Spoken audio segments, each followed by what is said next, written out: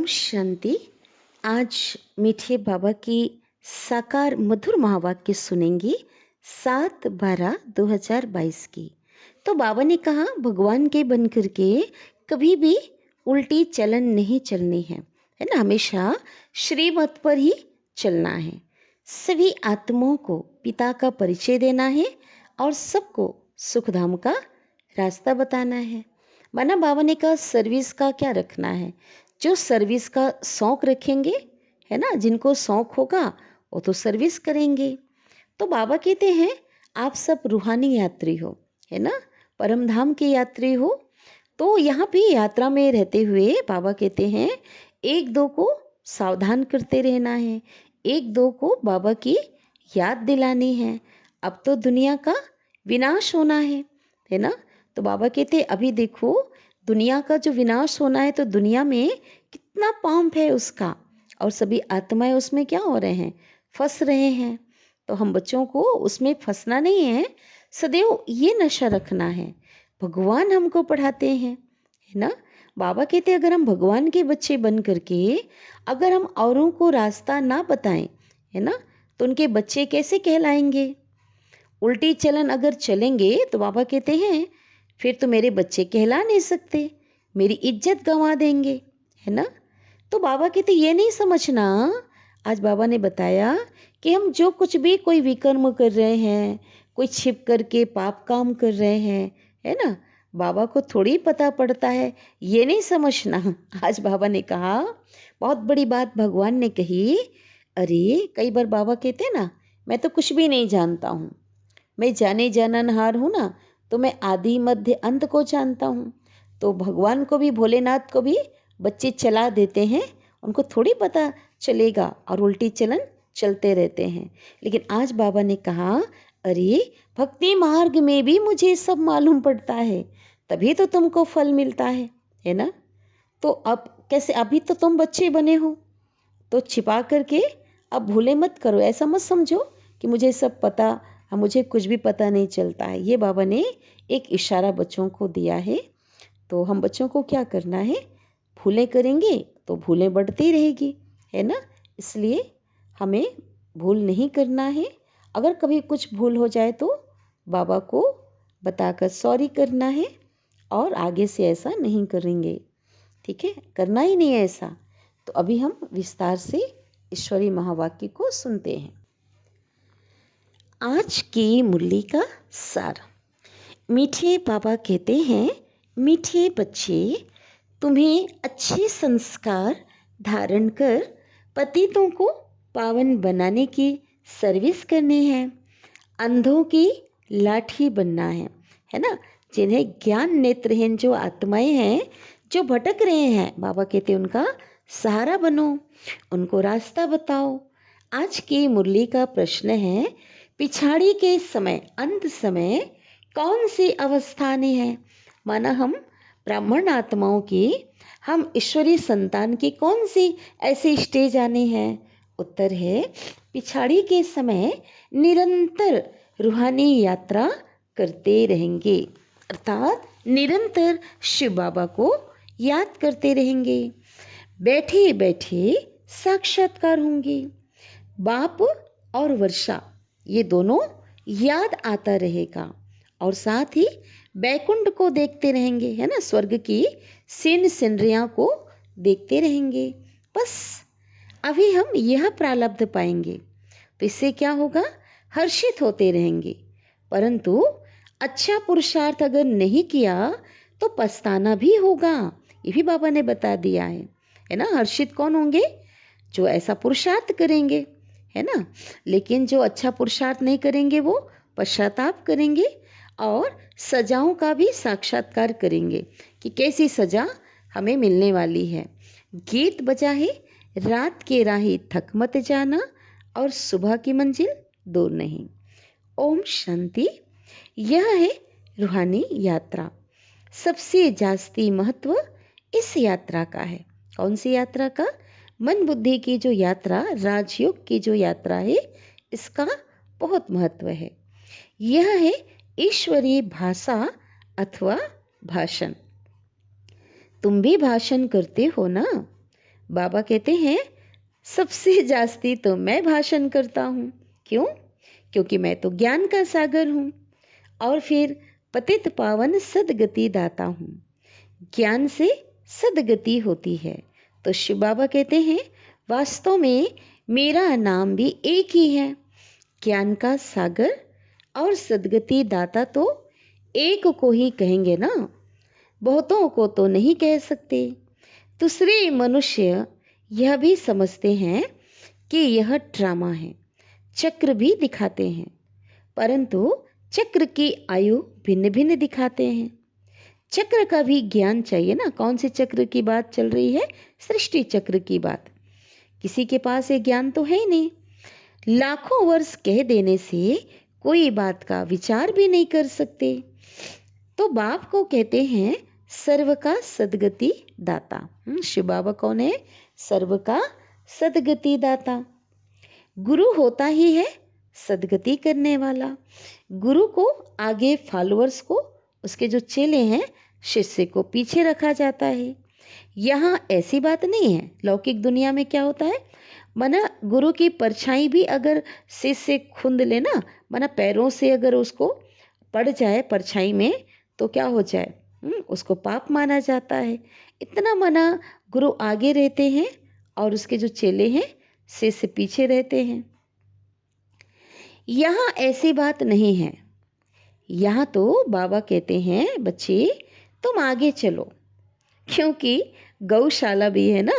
बाबा कहते मेरी आप सब कौन हो? मेरी सभी आप गौएं हो। गौओं के पीछे पीछे ग्वाला रहता है। बाबा ने अपने आप को क्या कहा? ग्वाला कहा। हम सब कौन है बाबा के? हम सब रूहानी गायें हैं, है ना। नहीं तो गौएं इधर उधर चली जाए। कितना सुंदर बाबा ने समझाया। तो बाप भी पिछाड़ी में रहते हैं।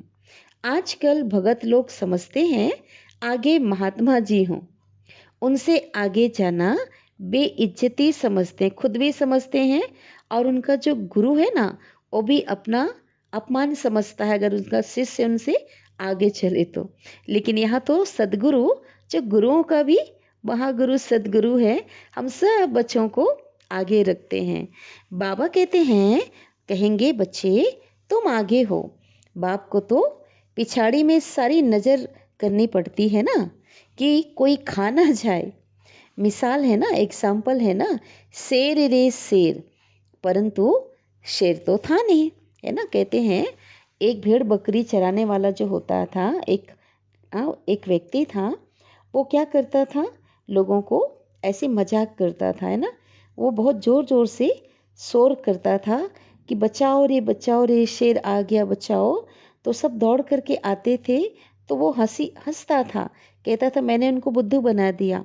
शेर तो होता नहीं था, है ना। और एक दिन ऐसा हुआ कि उन्होंने बहुत शोर मचाया, सच में शेर आ गया। तो लोगों ने समझा आज भी वो मजाक कर रहा है ना। तो वो तो गए नहीं, और शेर ने क्या किया ना, उनकी भेड़ बकरियों को वो खा गया, है ना। तुम्हारे लिए भी कहते हैं कि यह बीके तो कहती हैं विनाश होगा, है ना। सबसे ज़्यादा लोग कहते हैं ना, ये ब्रह्मा कुमारियाँ कहती हैं विनाश होगा।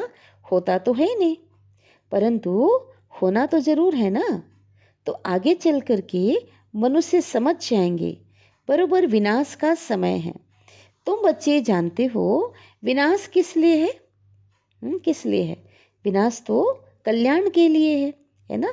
विनाश नहीं होगा तो नई दुनिया तो आ नहीं सकती, सबके सुख के लिए है। लेकिन दुनिया वालों को तो कुछ भी मालूम नहीं।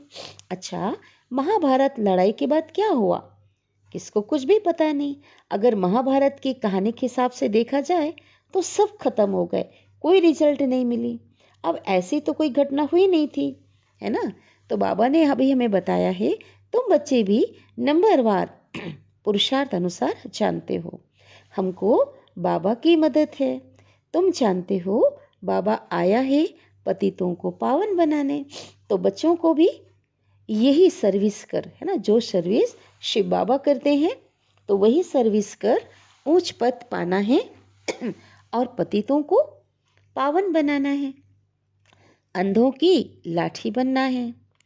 रास्ता बताया जाता है अल्फ और बे का। एक तो परमात्मा पिता का परिचय और दूसरा उनके द्वारा जो वर्षा मिल रहा है उसके बारे में बताना। बस फिर पढ़ाई तो बहुत सहज है। झाड़ सामने खड़ा है। त्रिमूर्ति तो नंबर 1 है शिव के साथ, है ना। ब्रह्मा विष्णु महेश तीनों के रचयिता कौन है? शिव बाबा, है ना। 3 कर्तव्य करने वाले त्रिमूर्ति मशहूर है। शिव परमात्मा तो उनसे भी ऊंच है। वह तो फिर भी सूक्ष्म है। कौन? ब्रह्मा विष्णु महेश, ये सूक्ष्म है ना। प्रकाश स्वरूप इनका स्वरूप है।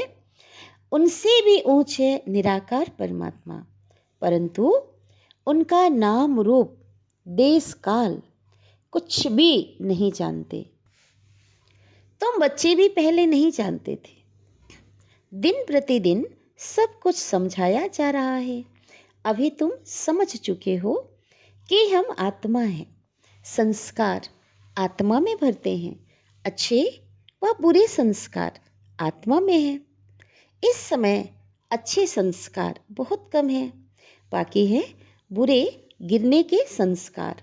इस समय कोई के भी अच्छे संस्कार नहीं कहेंगे, है ना। बाबा कहते पावन तो कोई है ही नहीं, सभी के अंदर बुराइयां आ चुकी है।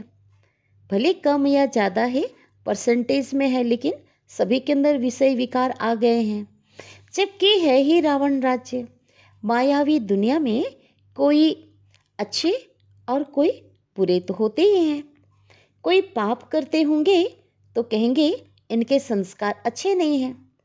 बुरे संस्कार वाले जो मनुष्य हैं वो अच्छे संस्कार वाले, है ना, जो देवताएं हैं, तो देवताओं के आगे जा कर के उनकी महिमा गाते हैं। कहते हैं ना, आप सर्वगुण संपन्न 16 कला संपूर्ण और मुझ निर्गुण हारे में कोई गुण नहीं है, ऐसा महिमा गाते हैं। भारत बिल्कुल अच्छे संस्कार वाला था, है ना। पूरी बिरादरी क्या था? अच्छे संस्कार वाला, जब वो दैवी युग था। अब तो पूरे बुरे संस्कार वाला है भारत। मनुष्य को तो ये भी पता नहीं है। बाप समझाते हैं कि जो ऊपर से नई आत्मा आती है ना बाबा के पास से, परम धाम से, इस सृष्टि पे पार्ट बजाने के लिए जब पहली बार आती है, उस समय पहले अच्छे संस्कार वाली होती है। लेकिन जन्म लेते लेते बाबा कहते क्या हो जाती है? बुरी हो जाती। कैसे बुरी हो जाती? देहभान में आकर के विकारों के वशीभूत हो जाती है। फिर उन्हों को ही तमो प्रधान से सतो प्रधान जरूर होना है। भारत के ही चित्र सामने हैं। बुरे संस्कार वाले बैठ करके देवताओं का वर्णन करते हैं, क्योंकि वह दैवी गुण वाले हैं और मनुष्य अभी के आसुरी गुण वाले हैं। समझते भी हैं विकार में जाना आसुरी स्वभाव है, इसलिए सन्यासी भाग जाते हैं, है ना, पवित्र बनने के लिए भाग जाते हैं। फिर कहते हैं मैं फलाने सन्यासी का फॉलोअर्स हूँ, है ना। लोग क्या कहते हैं? मनुष्य उनके शिष्य बन जाते हैं और कहते मैं उनका फॉलोअर्स हूँ, है ना। गृहस्थी लोग बनते हैं ना, परंतु सब तो फॉलो नहीं करते। भाई सन्यासी विकारों का त्याग करके पावन बनते हैं, लेकिन उनके फॉलोअर्स जो हैं, है ना, सभी तो पावन नहीं बनते ना। तुम जानते हो यह जो देवी देवता पवित्र प्रवृत्ति मार्ग के थे, है ना। वो भी गृहस्थी थे, लेकिन उनका जो गृहस्थ था वो कैसा था? पवित्र था, विषय विकार थे ही नहीं। अभी वही क्या बन गए? वही देवताएं अपवित्र बने हैं। तो शिव बाबा समझाते हैं हम बच्चों को कि तुमने पूरे 84 जन्म लिए हैं। दैवी दुनिया और आसुरी दुनिया गाई जाती है। अभी तुम समझते हो रावण के कारण ही इतना दुख हुआ है। बाबा सम्मुख समझाते हैं तुम ही पूज्य थे, सो अब पुजारी बने हो। फिर मैं आकर के पूज्य बनाता हूँ। बाप तो सदा पूज्य है, ब्रह्मा को एवर पूज्य तो नहीं कहेंगे। एवर पूज्य एक ही शिव बाबा है, जो कहते हैं मैं आकर तुमको 21 जन्मों के लिए क्या बनाता हूँ? पूज्य बनाता हूँ। बहुत ढेर के ढेर देवियाँ हैं। तुम बहुतों ने मिल करके भारत को पावन बनाया है। अब तुम्हारी बुद्धि में फर्स्ट क्लास नॉलेज है। कि सृष्टि का चक्र कैसे फिरता है। शिव बाबा ही आकर के सारा राज समझाकर, सभी रहस्य को समझा करके अपने साथ रूहानी यात्रा पर ले जाते। कहाँ ले जाते? उस परम धाम घर पे ले जाते जहाँ से हम आए हैं। वह है स्पिरिचुअल फादर, रूहानी पिता, आत्माओं का बाप। उनकी ही महिमा गाते हैं ना। कौन सी महिमा? हे पतित पावन आओ, हे पतित पावन आओ। बहुत मनुष्य समझते हैं कि आत्मा पतित, क्या समझते हैं? कि आत्मा पतित होती है। फिर नहीं भी समझते हैं। बुरे व अच्छे संस्कार तो आत्मा में ही है। आत्मा ही दुख उठाती है। तो शिव बाबा समझाते हैं, बच्चे सर्विस करो, पाप आत्माओं को पुण्य आत्मा बनाओ। भारत का गायन है ना कि भारत जैसा पुण्य आत्मा कोई नहीं। शिव पर भी बलि भी कहाँ चढ़ते हैं? भारत में। परंतु अर्थ नहीं समझते हैं। समझते थे हम शिवपुरी मुक्ति धाम में चले जाएंगे। ऐसे नहीं कि सेकंड में उनको मुक्ति मिल जाती है ना। जैसे काशी कलवट खाते थे, है ना, कट जाते थे, नंगी तलवारें गड़ी रहती थी नीचे, कुएं में कूद जाते थे, समझते थे हम तो मुक्ति धाम चले जाएंगे, है ना, और बलि चढ़ जाते थे। तो बाबा कहते ऐसे नहीं कि सेकंड में उनको बलि चढ़ने से मुक्ति मिलती है, नहीं। हाँ, जो पाप वो किए हुए हैं उनसे मुक्ति एक जन्म के लिए मिल जाती है। बाकी वापिस तो स्वीट होम में कोई जा नहीं सकते। स्वीट होम मीठा घर है, माता पिता का घर। माता पिता क्यों कहते हो? वह रचयिता है तो जरूर माता भी होगी, नहीं तो रचना कैसे हो। तुम माता पिता हम बालक तेरे, और तुम्हारी कृपा से सुख घनेरे। तो बालक जिस्मानी ठहरे ना। शिव बाबा ब्रह्मा मुख द्वारा तुमको अपना बनाते हैं, इनमें प्रवेश कर एडाप्ट करते हैं। अभी तुम बाप द्वारा सम्मुख सुन रहे हो। फिर 5000 वर्ष के बाद बाबा कहते ऐसे ही फिर सुनेंगे। अभी जो तुम लिख रहे हो वो सब खत्म हो जाएगा, है ना। कौन सी बातें? जो ज्ञान की बातें हैं। विनाश के साथ बाबा का दिया हुआ ये सारा ज्ञान लुप्त हो जाएगा, है ना, खत्म हो जाएगा। फिर यह बातें बताए कौन? फिर समझो, कोई नीचे से पुराने कागज आदि निकलते हैं जिससे शास्त्र बैट बनाते हैं, है ना। बाबा ने एक, आप लोगों ने भी अगर सुना या पढ़ा होगा कि साकार में बाबा ने लोहे का एक बहुत बड़ा ट्रंक में, है ना, बहुत सी बाबा की सुनाई हुई जो मुरली है, ढेर सारे उसमें डाल करके जमीन में पूरी तरह से उसको दबा दिया था। और बाबा ने कहा था कि बच्चे द्वापर काल में यही जब खुदाई में बाहर निकलेगा ना, तो कुछ तो उनको लिखने के लिए चाहिए ना। तो इनमें से ही जो लोगों ने क्या बनाया, पढ़ करके शास्त्र बनाते हैं। देखो ये बातें आ भी गई यहाँ पर, जिससे शास्त्र बैठ बनाते हैं। फिर भी भक्ति मार्ग वाले वही शास्त्र भक्ति मार्ग वाले वही शास्त्र निकालेंगे। कोई नए नहीं बनाए हैं, ड्रामा प्लेन अनुसार नीचे से वही निकले होंगे। इसलिए तो कितना मिलता जुलता ज्ञान है ना। एक मुख्य गीता ज्ञान, बाकी सब बाल बच्चे। तो बस वहाँ पर कहानी क्या कर दिया है, कोई यहाँ से वहाँ जोड़ दिया है ना, खिचड़ी पका दी है। संगम युग से देवताओं को जोड़ दिया, यहाँ की कहानी वहाँ से मिक्स किया, है ना। लेकिन बहुत सी ज्ञान की बातें उसमें ऐसा भी है, तो इसलिए मिलता जुलता है ना, क्योंकि इसी में से उन्होंने कॉपी की है। गीता, भागवत, महाभारत, रामायण आदि फिर भी वही बनेंगे। स्वर्ग की सामग्री भी वही बननी है जो कल्प आगे थी। हम अभी समझते हैं स्वर्ग में जाकर ऐसे ऐसे महल बनाएंगे। तुम बच्चों को तो स्थायी खुशी रहनी चाहिए, हम जाकर के प्रिंस बनेंगे।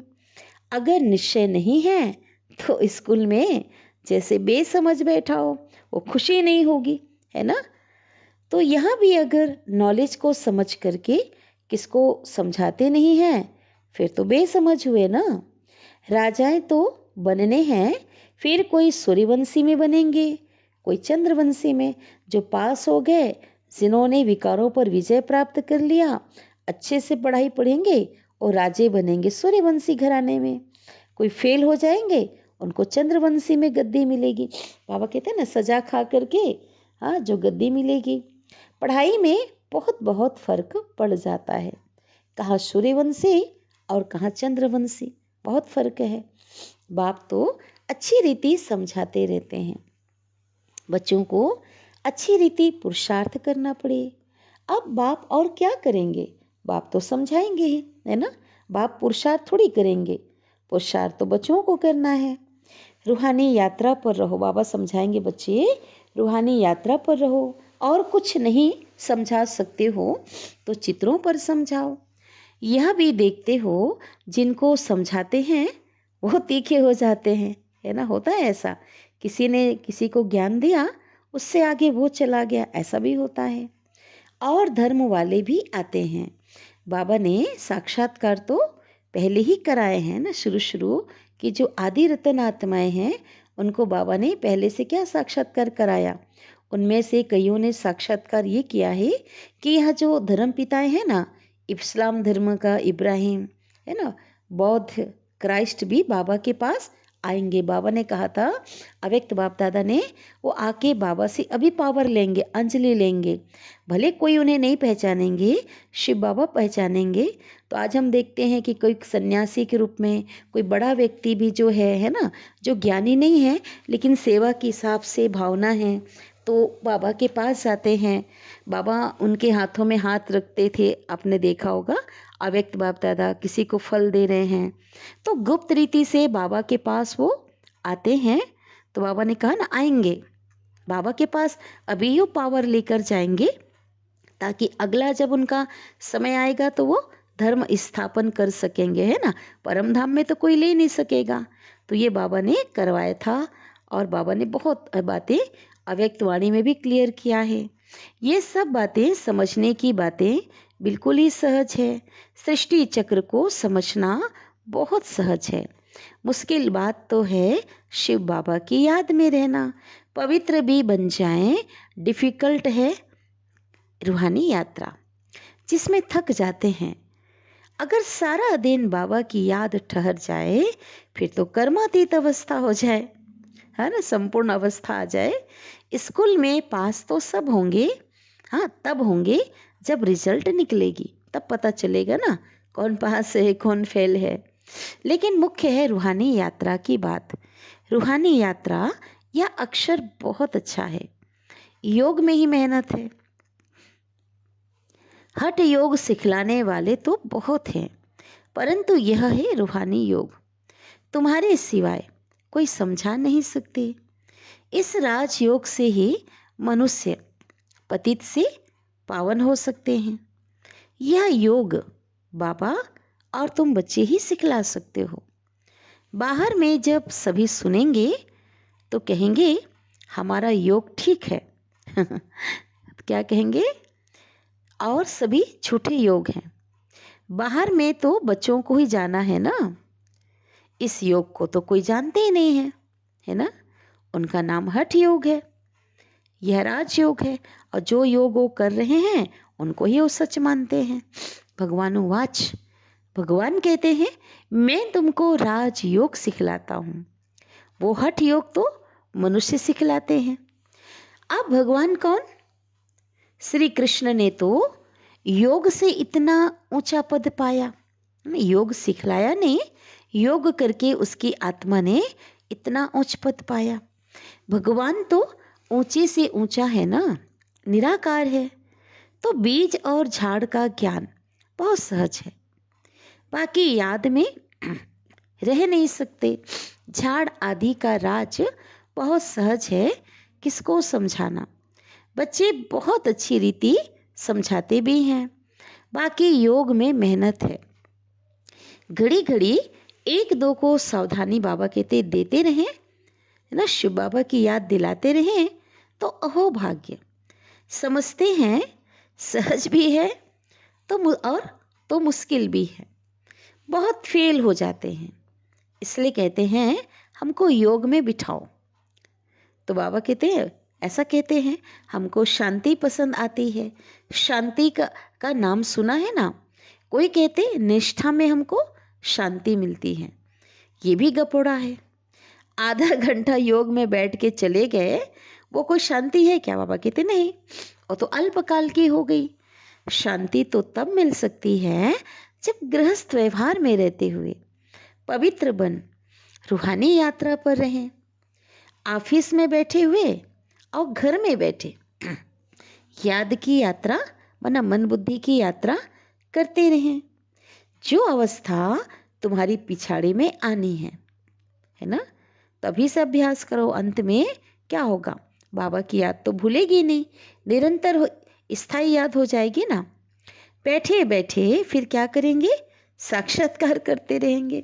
उस समय तो कोई काम नहीं होगा, बाप और वर्षा याद आता रहेगा, बैकुंठ देखते रहेंगे। बस अभी हम यह प्रारब्ध पाएंगे। तो बाबा कहते पिछाड़ी में तो बहुत साक्षात्कार होंगे और पछताना भी यहाँ होगा। किसे पछताना होगा? बाबा ने कहा पछताना भी यहाँ होगा। जब देखेंगे फलाने फलाने क्या बनते हैं, हाँ, एक साथ पढ़ने वाले, ईश्वरीय ज्ञान में चलने वाले, देखेंगे कि वो तो बहुत ऊंचा पद उन्हें मिल रहा है और हम क्या बनते हैं, सजाएं भी बहुत खाएंगे। फिर क्या होगा? फिर तो कुछ कर नहीं सकेंगे। साक्ष है ना, पश्चाताप के सिवाय और कुछ नहीं कर सकेंगे। तो शिव बाबा कहेंगे उस समय, तो हम तो तुमको समझाते रहे, है ना, कितना पढ़ाया, कितना समझाया, लेकिन तुमने तो समझा ही नहीं। तो बाबा सिवाय प्रूफ किसको सजा मिल नहीं सकती। बाबा दिखाएंगे वो दृश्य, खाली बताएंगे नहीं, बाबा उस दृश्य को दिखाएंगे। मैंने कितना समझाया, इस मुरली में समझाया, इसमें ऐसा समझाया, तुमने सुना भी लेकिन समझा नहीं, उसके बदलो खाओ सजा, क्योंकि आपने याद नहीं किया, आपने परिवर्तन नहीं किया, आपका विकर्म विनाश नहीं हुआ, है ना, तब सजा के सिवाय कुछ हो नहीं सकता। तो ऐसा प्रूफ दिखा करके धर्मराज क्या देंगे? सजा। साक्षात्कार कराकर फिर सजा देते हैं। तो बच्चों को अच्छी रीति समझाया जाता है कि अभी नहीं तो कभी नहीं, अभी पुरुषार्थ नहीं करेंगे तो कल्प कल्प ऐसा ही ढीला पुरुषार्थ होगा। अभी तुम समझ सकते हो, हमसे फलाने उच्च पद पाएंगे, सर्विस का बहुत शौक है, कोई आए तो रास्ता बताएं, है ना। अगर शौक, बाबा कहते सर्विस का शौक होगा तो क्या करेंगे? रास्ता बताएंगे। इतना हर्ष रहता है, डूबे हुए को पार कराना है। तैरने वाले जो होते हैं वो क्या होता है, कोई डूब रहा होता है ना पानी में, लेकिन अच्छे तैराक जो होते हैं वो क्या करते हैं? छट कूद पड़ते हैं औरों को बचाने के लिए।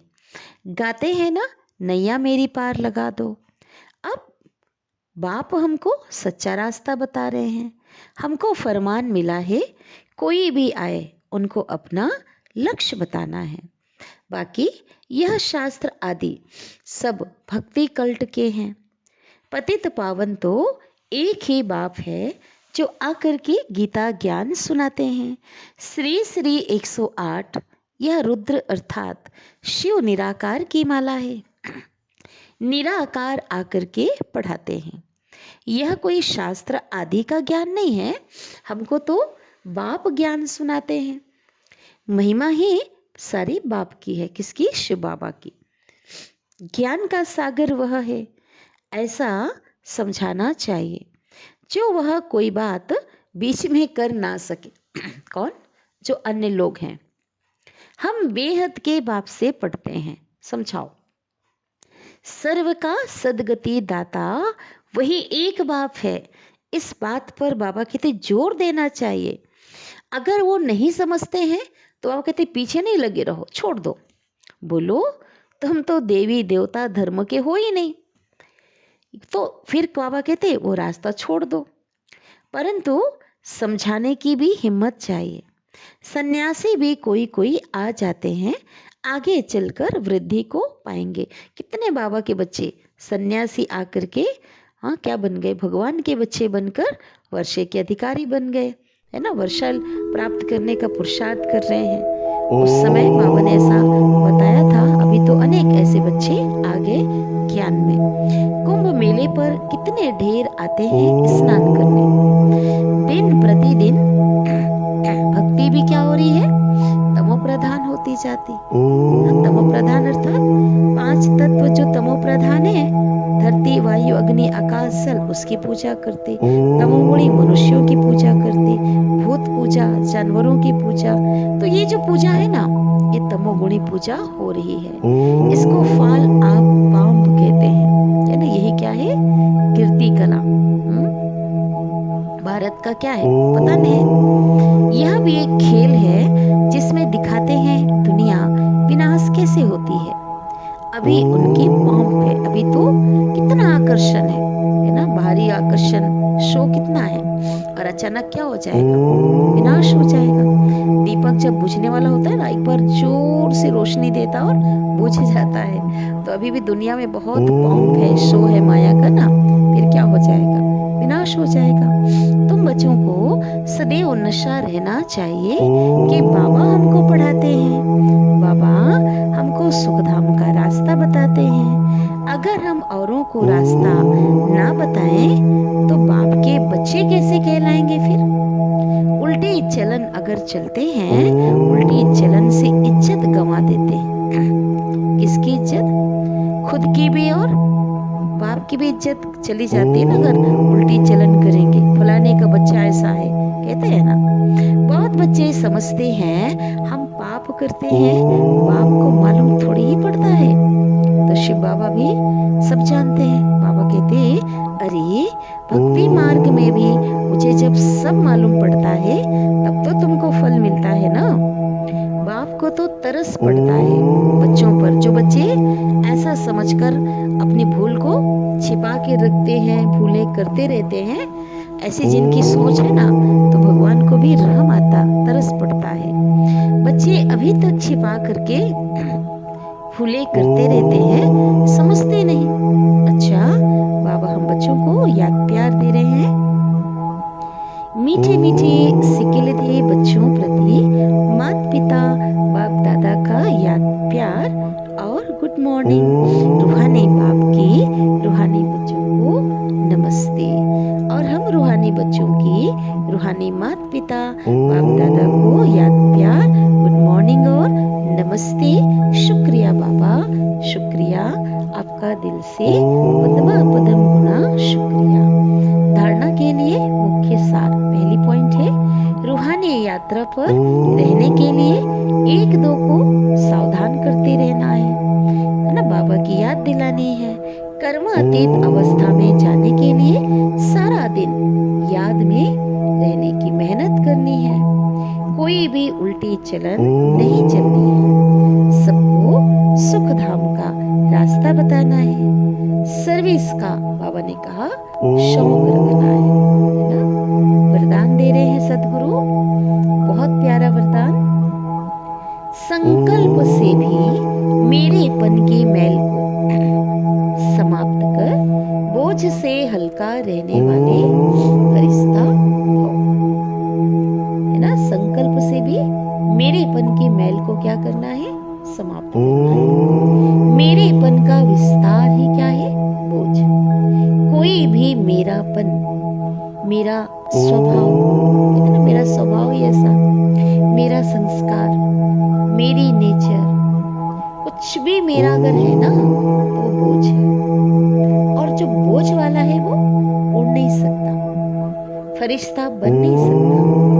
इसलिए बाबा कहते हैं संकल्प से भी मेरेपन का अगर भान आया तो समझो मैले हो गए। किसी भी चीज पर अगर मैल चढ़ जाए तो मैल का बोझ हो जाता है। तो बाबा कहते हैं तो सब बोझ बाप के हवाले कर दो और मेरेपन की मैल को समाप्त करो, तभी फरिश्ता बन जाएंगे, है ना। बाबा ने कहा कि जब मेरापन याद आए ना, मेरा तो मेरा कौन, मेरा एक बाबा, और बाप का संस्कार, बाप का स्वभाव, बाप की नेचर वो मेरी होनी चाहिए। ये बाबा ने बताया ना, जब देह भान का जब मेरापन आता है तब वो मैल बन जाता है ना, वो उड़ने नहीं देता। तो स्लोगन है, हर परिस्थिति में फुल पास होने वाला ही मास्टर सर्वशक्तिमान है ना। बहुत बड़ी बात है। अगर हम अपने को बार बार स्वमान ले लें या लिखते रहें, बार बार उच्चारण करते रहें, अंदर ही अंदर करते ना कहीं, मैं मास्टर सर्वशक्तिवान हूँ, मैं मास्टर सर्वशक्तिवान हूँ, और इधर कोई परिस्थिति आ रही है, उस परिस्थिति में उसकी हार हो जाए, उसकी स्थिति जो है अप डाउन हो जाए उसकी स्थिति, तो उसको मास्टर सर्वशक्तिवान कहेंगे क्या? भाई मास्टर सर्वशक्तिवान माना सर्व शक्तियों के अधिकारी, हर परिस्थिति में क्या होने वाले, पास होने वाले। इसके लिए बाबा ने क्या दिया है? बाबा ने हमें स्वमान के साथ हमें ज्ञान भी दिया हुआ है ना, कि परिस्थिति को क्या देखो, ये परिस्थिति तो आई है और चली जाएगी। परिस्थिति को बाबा ने कहा पेपर है, अब पेपर में हमें क्या करना है? पेपर में तो हमें पास होना है ना। हमें तो घबराना नहीं हर परिस्थिति में, बाबा हमारे साथ है, भगवान के बच्चे हम हैं, है ना, सर्व शक्तियों के हम अधिकारी हैं, उन शक्तियों को हम यूज करें। तो हर परिस्थिति में जो पास होंगे वही कौन है? मास्टर सर्वशक्तिमान है। ठीक है, तो हम सब कौन है? मास्टर सर्वशक्तिवान बन करके उस पावर को यूज कर सर्वशक्तिवान बाप के साथ से हमें हर परिस्थिति में क्या होना है?